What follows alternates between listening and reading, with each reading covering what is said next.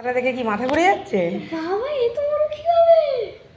এত বড় ওই এরকম বাটিতে ধরবে না বলে আমি এই বাটিতেই দিয়েছি পুরো মাছের মাথা। বাউলের মতো হ্যাঁ, বড়।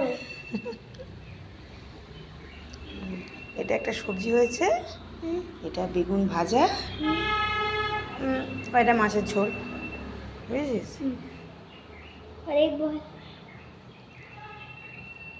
একটা পরে খেতে পারতিস, রাত্রেবেলা হলেও হতো।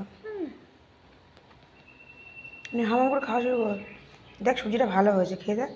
ভালো। ভালো হয়েছে তো? তা আমি খেতে বসে যাই এবারে। মাছটা শুধু ছাড়িয়ে দিতে হবে তো। মাছটা ছাড়ানো শেখ না।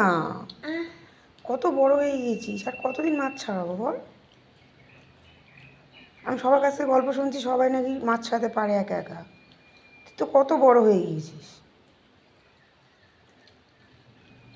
ছাড়িয়ে দাও।